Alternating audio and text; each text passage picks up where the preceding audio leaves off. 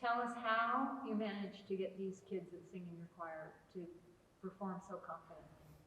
I think I provide and instill the confidence in the kids by allowing anyone to come upstairs and sing.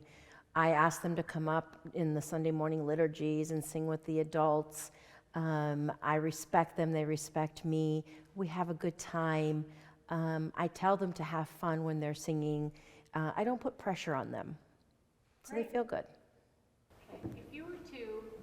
If someone said, what is FDF, how would you answer that question? Well, if we have about an hour together, I could probably answer that question for you.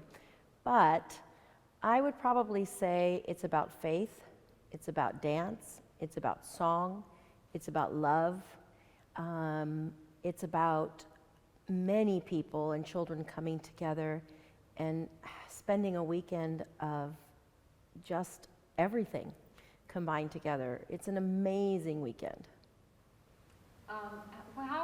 What was the year, if you remember, or just how did choir get to be a part of FDF? It started out as dance and then choir started later? Yes, choir started sometime later, quite a bit later. I don't remember the year, but there was a point where we wanted to incorporate choral singing as a part of the competition. And so it started off very, very small, but it grew quite large. Tell us about the scope of choir and what it's like. Is it different from the dance? Do the same kids who dance also participate in choir? So many of the dancers, I would say a good majority of the dancers do participate in choir, at least here in my parish for sure.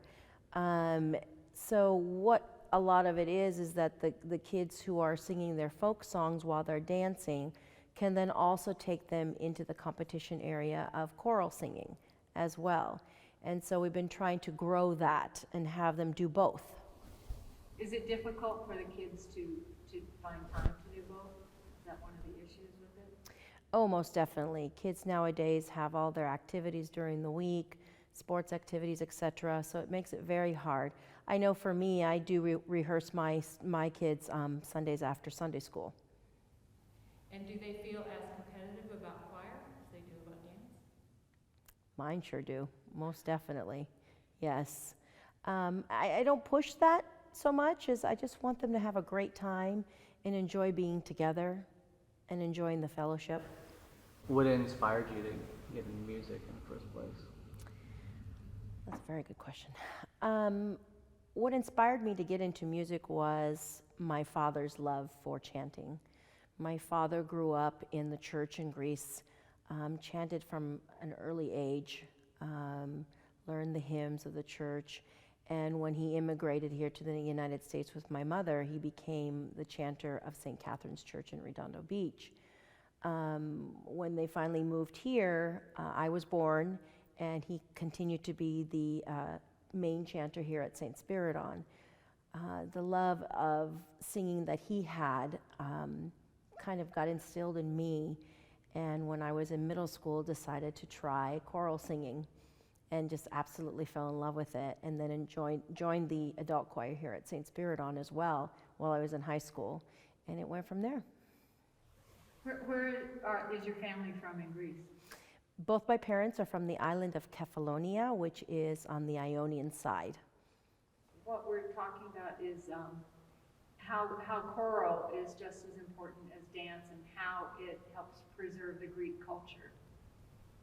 So the church, or the faith of the Greek Orthodox and the heritage are intertwined together, very much so. At least I feel that way. So to have the choral, have the Byzantine chant, all works together and meshes together. The same with the dancing. It all comes together as one, and that's how I feel about that. And you consider choral a ministry as well? Oh, absolutely. The church music ministry is alive and thriving in our metropolis. It's about singing your praises to God. It's about loving your heritage and learning Greek songs. It's about singing Lean on Me and having a soloist and breaking out in gospel. It's about every time they walk out of there saying, "Thank you, I had a great time."